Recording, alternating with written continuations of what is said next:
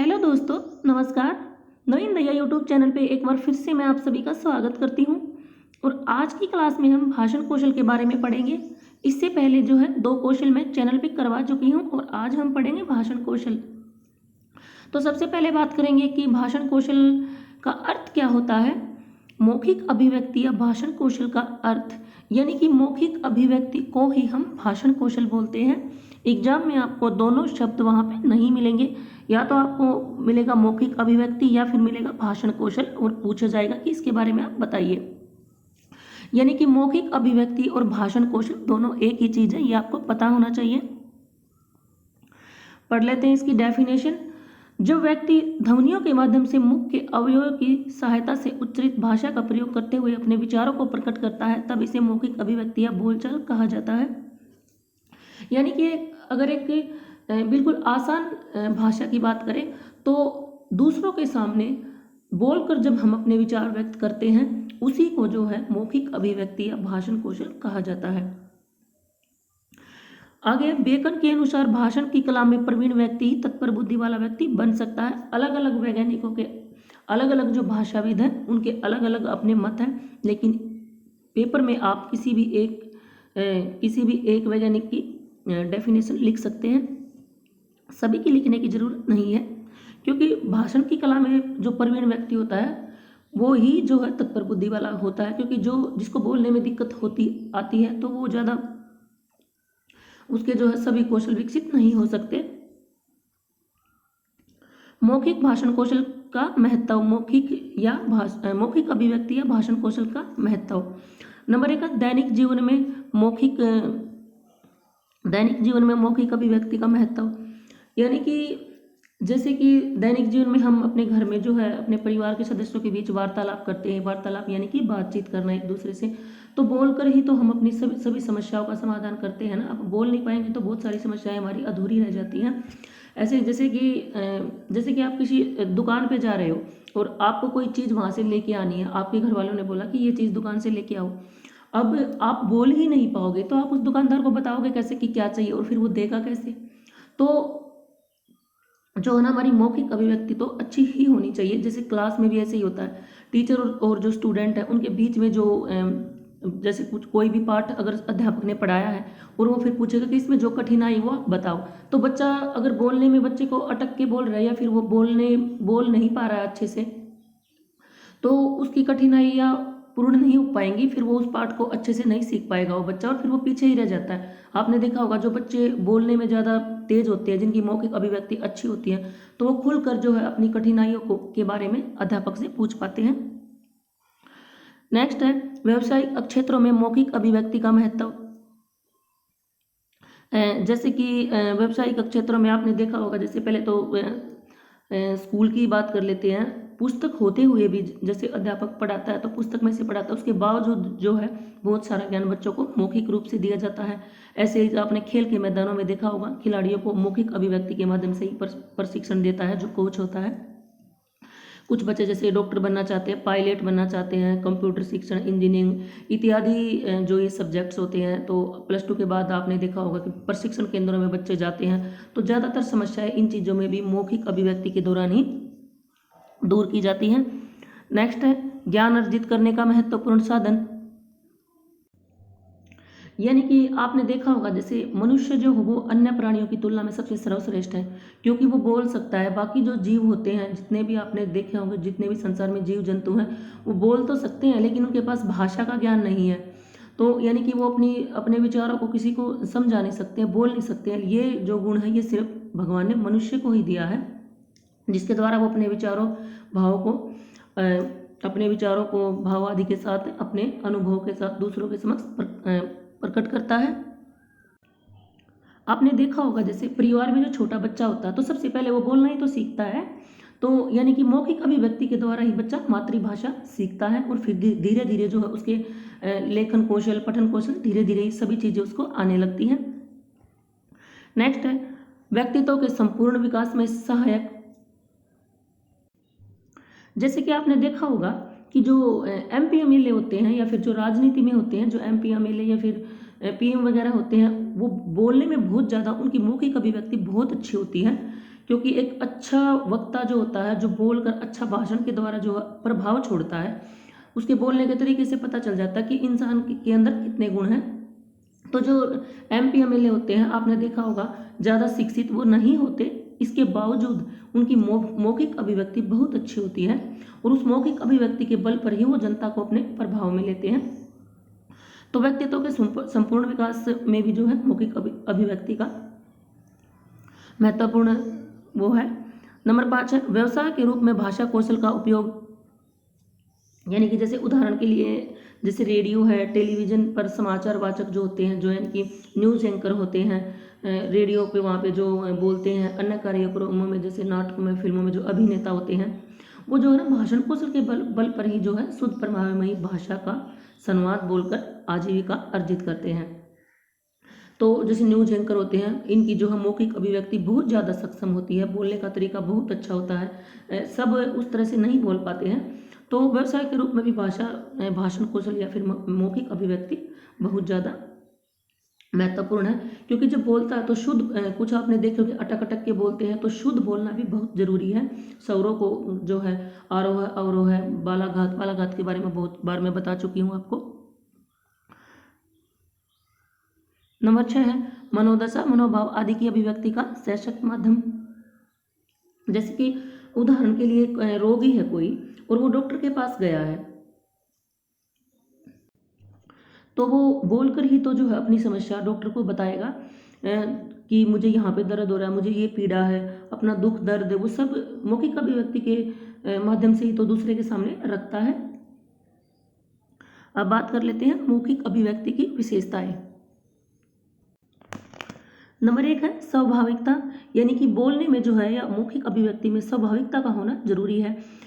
जैसे बोलने में स्वाभाविकता होनी जरूरी क्यों है? जैसे बनावटी बोली का प्रयोग कई बार हास्यप्रद बन जाता है, यानी कि उसका मजाक हो जाता है। अस्वाभाविक भाषा वक्ता को अविश्वसनीय बना देती है।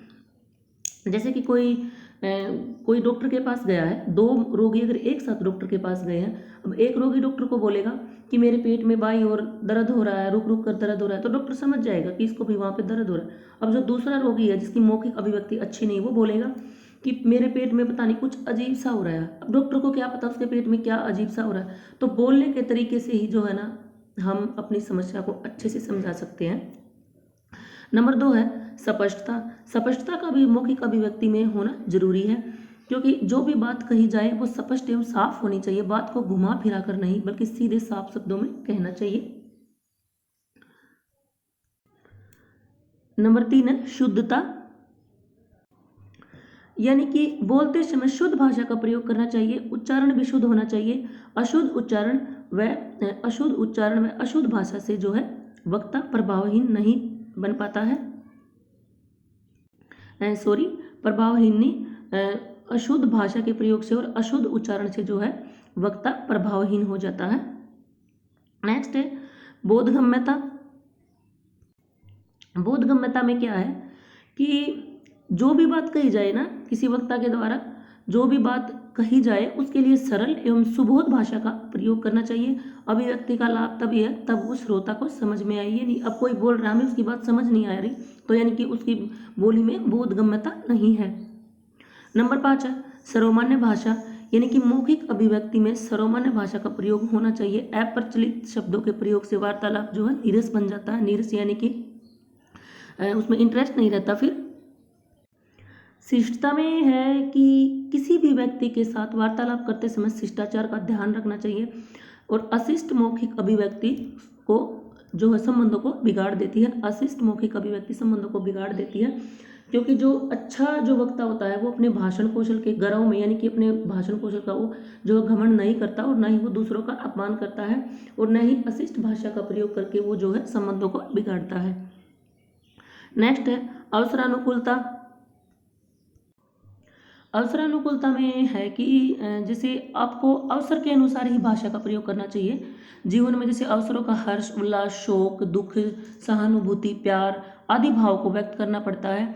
ये नहीं कि जैसे किसी की डेथ हो रखी है और आप वहाँ पे जो है हास्यपूर्ण बातें करने लगे, चुटकुले सुनाने लगे, तो फिर वो यानी कि आपकी मौखिक अभिव्यक्ति अच्छी नहीं है। आप वहाँ पे जो है मजाक का पात्र बन सकते हो, या फिर कहीं पे खुशी कहीं पे शादी वगैरह हो रही, वहाँ पे आप रोने लग जाते हो, तो वहाँ पे आपके मजाक बनते हैं। तो इस टाइप से जो होता है ना कि नहीं, मौखिक अभिव्यक्ति जिसकी अच्छी होती है, भाषण कौशल में जो अच्छा होता है वक्ता, उसी को पता होता है कि कहाँ पे कौन सी भाषा यूज करनी है।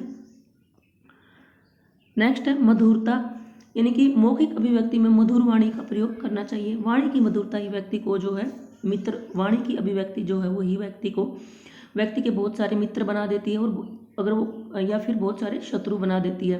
बोलने का एक तरीका होता है, मीठी वाणी का प्रयोग कर किसी भी व्यक्ति से सहजता से काम निकाला जा सकता है। यहाँ पे ये नहीं है कि किसी की वाणी मीठी हो तभी ये चीज़ होती, नहीं हो सकता है किसी की आवाज़ ज़्यादा मोटी हो लेकिन आपका बोलने का तरीका अच्छा हो, आप कड़वे शब्द ना बोले, वो चीज़ें इसमें है। नेक्स्ट है प्रवाहिकता। प्रवाहिकता में ये है कि मौखिक अभिव्यक्ति में उचित प्रभाव होना चाहिए, यानी कि आपकी आवाज़ जो है वो तेज होनी चाहिए, यानी कि धीरे धीरे बोल रहे किसी को सुनाई नहीं दे रहा है। इसमें जो विराम चिन्ह होते हैं उनका उचित गति एवं प्रवाह से पालन होना चाहिए। कहाँ कम रुकना है, कहाँ पूर्ण विराम देना है, कहाँ जो है प्रश्न सूचक गति देनी है, इन बातों का जो है उचित पालन से जो है अभिव्यक्ति बहुत प्रभावशाली बन जाती है। अब बात कर लेते हैं मौखिक अभिव्यक्ति के कौशल के शिक्षण की विधियां क्या क्या है। नंबर 1 वार्तालाप। वार्तालाप में यानी कि पढ़ाते समय दूसरे विषयों पर भी वार्तालाप, यानी कि जब टीचर क्लास में पढ़ा रहा है तो पढ़ाते समय जो है दूसरे विषयों पर भी वार्तालाप होना चाहिए, यानी कि वार्तालाप यानी कि चर्चा करना।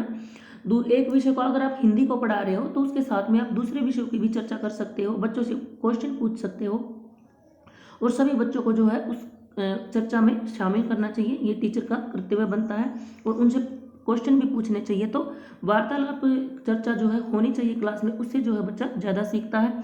नंबर 2 है सहस्वर वाचन। सहस्वर वाचन में क्या है ना कि पहले शिक्षक वाचन करे और फिर बच्चे, यानी कि पाठ्य पुस्तक का जब पाठ पढ़ाते समय पहले अध्यापक को श्रवण अनुच्छेद का वाचन करना चाहिए और फिर जो है कक्षा के छात्रों से सहस्वर वाचन कराना चाहिए। सहस्वर वाचन करने से जो है छात्रों की मौखिक अभिव्यक्ति से संबंधित जो संकोच उनके मन में होते हैं वो दूर होती है, क्योंकि बच्चे को बोलने का जितना ज़्यादा टीचर मौका देता है उतनी ही उसकी मौखिक अभिव्यक्ति अच्छी होती है। नंबर 3 है प्रश्नोत्तर, यानी कि मौखिक प्रश्न उत्तर विधि बहुत अच्छी है, यानी कि जो है ना क्लास में क्या होना चाहिए कि छात्रों को मौखिक शिक्षा देने के लिए प्रश्नोत्तर विधि बहुत अच्छी है। आप जो है आपने जो पढ़ाया है या फिर टीचर ने जो क्लास में बच्चों को पढ़ाया है तो वहाँ पे क्या होना चाहिए ना, उस पढ़ाने के बाद टीचर को जो है क्वेश्चन पूछने चाहिए। इससे पता चल जाता है कि बच्चे ने क्या सीखा क्या नहीं। अगर बच्चा गलत उत्तर दे रहा है तो उसको मारना नहीं चाहिए, बल्कि एक तरीके से एक सहानुभूति पूर्ण ढंग से जो है इस तरह से उसका आंसर बताना चाहिए कि बच्चे को ये भी ना लगे कि मेरी इंसल्ट हुई है मैंने, और वो उसे सीख भी ले। नंबर 4 है चित्र वर्णन। चित्रों में बच्चों की रुचि अधिक होती है, सही बात है। चित्रों में जो छोटे बच्चे होते हैं ना खासकर उनकी ज़्यादा रुचि होती है। तो इसमें क्या होता है कि जो छोटे बच्चे होते हैं ना वो चित्रों में ज़्यादा रुचि लेते हैं। उनको किसी भी प्रकार का आप चित्र दिखाकर और उससे जो चित्र आप उसको दिखा रहे हैं उससे संबंधित प्रश्न पूछकर जो है बच्चों से चित्र वर्णन करा सकते हो। जैसे गाय का आपने चित्र दिखाया है या किसी भी आपने जीव का दिखाया है, तो जैसे गाय जब आप बच्चे को दिखाओगे तो उसको गाय के बारे में बहुत सारी चीज़ें पहले से ही पता होती है। तो इस प्रकार चित्र के द्वारा कहानी जो है कही जा सकती है। ऐसे करके जो है बच्चा अच्छे से सीख पाता है। नंबर 5 है कहानी सुनना एवं सुनाना। कहानी बच्चों को पसंद होती है। अध्यापक सुनाते हैं तो पहले अध्यापक सुनाते हैं पहले, फिर जो है बच्चे सुनाते हैं। ये चीज़ अच्छी होती है। जैसे बच्चे कहानियाँ सुनना बहुत पसंद करते हैं, पहले अध्यापक को बच्चों से कहानी सुनानी चाहिए, फिर बच्चों से जो है उसी कहानी को सुनने के लिए बोलना चाहिए कि जो मैंने आपको कहानी सुनाई है अब वो कहानी आप मुझे सुनाओ। इसमें क्या सभी बच्चे एक साथ कहानी सुनाएंगे तो उनकी मौखिक अभिव्यक्ति अच्छी होने लगती है और उससे संबंधित आप क्वेश्चन भी पूछ सकते हो। कभी कभी जो है बच्चों से भी पहले कहानी सुनी जा सकती है। नंबर 6 है कविता पाठ। कविताएं कंठस्थ करा के उन्हें कविता पाठ के लिए प्रेरित करना, यानी कि जो छोटे बच्चे होते हैं, छोटे बच्चे गीत सुनने व सुनाने दोनों में ही काफ़ी रुचि लेते हैं। तो जो है ना कविताएं कंठस्थ करा के उन्हें कविता पाठ के लिए प्रेरित करना चाहिए। उचित हाव भाव एवं अंग संचालन के साथ जो है कविता पाठ करने में उन्हें आनंद आता है। जो छोटे बच्चे होते हैं तो टीचर को सिखाना चाहिए कि कविता जब वो बच्चे गा रहे हैं तो उचित हाव भाव होना चाहिए, यानी कि जैसे देखा होगा ना भाषण देते वक्त हाथ अलग अलग तरह से हाथ घुमाते हैं, तो वो चीज़ उसके अंदर टीचर को डालनी चाहिए। नंबर 7 है अंत्याक्षरी प्रतियोगिता।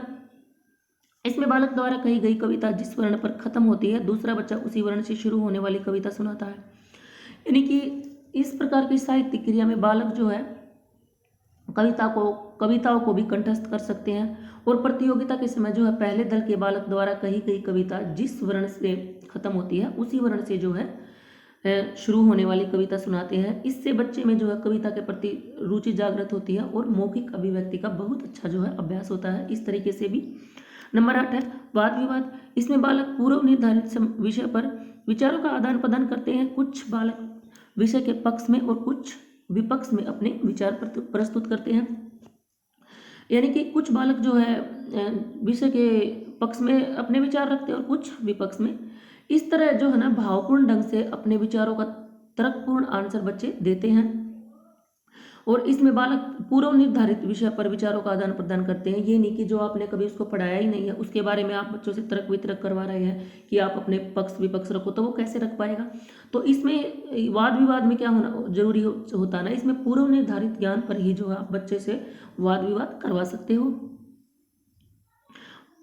नेक्स्ट है अनुच्छेद सार या पाठ का सार। इसमें पाठ्यपुस्तक या अन्य किसी पत्रिका का कोई पाठ या रचना पढ़कर उसका सार बताने के लिए कहा जाता है। इसमें पाठ्यपुस्तक या किसी अन्य पत्रिका का जो कोई भी पाठ या रचना पढ़कर उसका सार बताने के लिए जो है बच्चे को बोला जाता है।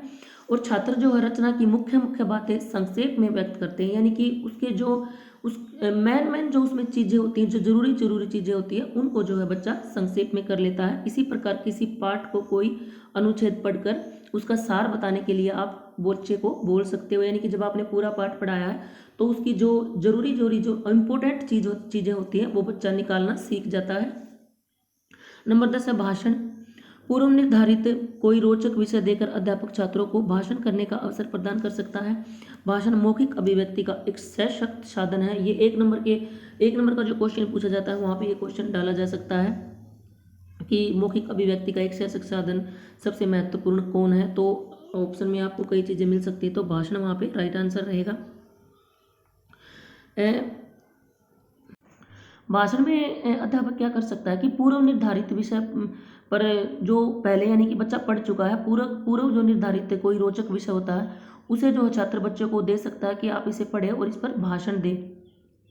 इससे जो है ना छात्रों का उचित मार्गदर्शन होता है और समय समय पर विभिन्न भाषण प्रतियोगिता का आयोजन करवा के जो है बच्चों को इसमें भाग लेने के लिए प्रेरित किया जाना चाहिए। क्योंकि आपने देखा होगा अगर क्लास में बहुत सारे बच्चे जो है कक्षा में बहुत सारे बच्चे इंटेलिजेंट होते हैं, लेकिन सभी बच्चों के सामने खड़ा होकर भाषण देने की हिम्मत सब बच्चों में नहीं होती। आप सबको पता है जिसकी मौखिक अभिव्यक्ति अच्छी होती है वही बच्चा जो है सभी एक सभा में बोल पाता है। तो बचपन से ही जो है बच्चों को भाषण क्लास में एक एक बच्चे को उठाकर जो है भाषण देने के लिए बोला जाना चाहिए ताकि आगे जाकर उनको फिर कठिनाई ना हो। नेक्स्ट है नाटक मंचन। मौखिक अभिव्यक्ति को विकसित करने के लिए नाटक एक उपयोगी साधन है, यानी कि एक उचित नाटक का चुनाव करके जो है अध्यापक को छात्रों को नाटक मंचन में पूर्ण सहयोग देना चाहिए। क्योंकि आपने देखा होगा जब मंच पे जब नाटक बच्चों से करवाया जाता है तो उनसे जो है अलग अलग जो है रोल निभाए जाते हैं, तो उससे भी जो है बच्चों की मौखिक अभिव्यक्ति बहुत अच्छी होती है। अगर अब भी कोई आपका डाउट रह गया हो तो आप कमेंट बॉक्स में लिख सकते हैं। और अगर हमारी वीडियो आपको अच्छी लगती हो तो एक लाइक शेयर कमेंट और चैनल पर नए हो तो सब्सक्राइब कर लिया करो।